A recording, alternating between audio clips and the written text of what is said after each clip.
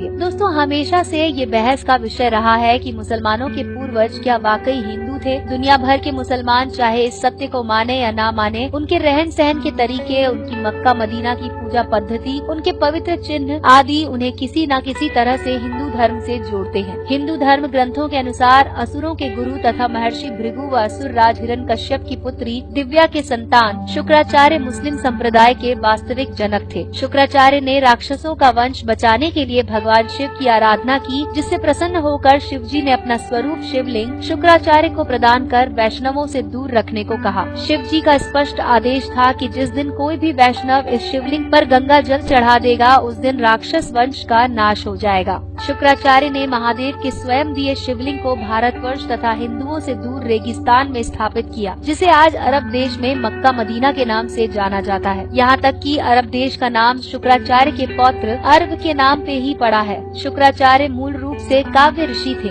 और उनके सम्मान में मक्का मदीना के शिव मंदिर को काव्या नाम दिया गया। कालांतर में काव्या नाम विकृत होकर काबा बन गया, जिसे मुसलमानों का सबसे पवित्र स्थल माना जाता है। अरबी भाषा में शुक्र का मतलब महान माना जाता है और शुक्रम अर्थात शुक्रिया अथवा धन्यवाद शब्दों का जन्म भी गुरु शुक्राचार्य के नाम पर ही हुआ है। मुसलमानों का पवित्र जुम्मा शुक्रवार को मनाने की वजह भी गुरु शुक्राचार्य ही है। रामायण के अनुसार शूर्पणखा का वध नहीं हुआ और वो गुरु शुक्राचार्य के आश्रम में ही रहने लगी थी। ये सबको पता है कि भगवान श्री राम के आदेश पर लक्ष्मण ने शूर्पणखा के कान और नाक काट दिए थे। तभी से वो अपना चेहरा ढक कर रखती थी। शूर्पणखा के चेहरे ढकने की परंपरा को अरब देश की औरतें आज भी निभाती हैं। अरब देशों के रेगिस्तान में तेज धूप होने की वजह से वहाँ के लोगों ने सिर ढकने के लिए टोपी पहनना शुरू कर दिया, जो आगे चलकर उनकी पूजा पद्धति में शामिल हो गया। रेगिस्तान में उपजाऊ जमीन, अनाज आदि के अभाव में लोगों ने जानवरों को मारकर खाना शुरू किया और इस हत्या को कुर्बानी का नाम दिया गया। इंसानों के मरने के बाद उन्हें जमीन में दफन करने की परंपरा शुरू हुई, जिसका मुख्य कारण रेगिस्तान में जलाने योग्य लकड़ी का ना होना था। काबा में 360 मूर्तियां हैं, जिसमें शनि और चंद्रमा की मूर्तियां भी शामिल हैं। मुस्लिम इतिहासकारों के अनुसार इनमें से ही एक मूर्ति को अल्लाह का नाम दिया गया। शनि चंद्रमा के अलावा सूर्य और अन्य ग्रहों की मूर्तियां होना इस बात का प्रतीक है कि काबा में नवग्रहों की पूजा की जाती है। हिंदू धर्म आज भी नवग्रहों की पूजा करता है। ये माना जा सकता है कि मुसलमानों को नवग्रह पूजा सिखाना गुरु शुक्राचार्य का ही काम है। अर्धचंद्र को हिंदू धर्म में पवित्र माना जाता है, क्योंकि ये भगवान शिव के ललाट की शोभा बढ़ाता है। अर्धचंद्र चिन्ह का काबा में महादेव के प्रतीक पर होना इस चिन्ह को मुसलमानों में पवित्र बनाता है और इसे इस्लाम के झंडे पर स्थान दिया गया है। हिंदू धर्म के पवित्र शब्द ओम के संस्कृत रूप ओम को अगर शीशे में देखें तो ये अरबी भाषा में लिखे गए अल्लाह की तरह दिखाई देता है। यहाँ तक कि मुसलमानों में पवित्र माना जाने वाला 786 अंक भी ओम से ही बना है। ध्यान देने वाली बात यह है कि कोई भी मुसलमान इस बात को स्वीकार नहीं करता कि 786 अंक वास्तव में हिंदुओं का वैदिक प्रतीक ओम है। कोई भी मुस्लिम बुद्धिजीवी ये नहीं बता पाता कि अगर 786 अंक ओम नहीं तो आखिर क्या है। मुसलमान मक्का जाकर काबा के शिवलिंग की 7 बार परिक्रमा भी करते हैं, जो बहुत पहले से चला आ रहा है। गुरु शुक्राचार्य ने यकीनन इस्लाम से पूर्व पैदा हुए अरब क्षेत्र के लोगों को हिंदू पूजा पद्धति सिखाई होगी। दोस्तों, मक्का से कुछ ही दूरी पर एक बड़ा साइन बोर्ड लगा है, जिस पर लिखा है कि इस क्षेत्र में गैर मुस्लिमों का प्रवेश वर्जित है। ये साइन बोर्ड उस समय का प्रतीक माना जाता है जब इस्लाम की शुरुआत हुई, तथा ये भी अंदाजा लगाया जा सकता है कि शुक्राचार्य ने भगवान शिव की दी हुई चेतावनी पर अमल करते हुए इस मंदिर के क्षेत्र में हिंदुओं के प्रवेश पर प्रतिबंध लगाया होगा। जहाँ भगवान शिव का मंदिर होता है, वहाँ पवित्र नदी का पानी भी पाया जाता है। हिंदू मंदिरों की ये परंपरा भी काबा से जुड़ी हुई है और मंदिर के साथ ही पवित्र पानी का स्रोत भी स्थित है, जिसे जमजम पानी के नाम से जाना जाता है। तो दोस्तों, ये था हमारा रोचक वीडियो, जिसमें हमने आपको बताया इस्लाम का एक अनकहा सच। अगर आपको हमारा ये वीडियो पसंद आया हो तो इसे लाइक करके अपने दोस्तों के साथ जरूर शेयर करें। दोस्तों, देखते रहिए रहस्य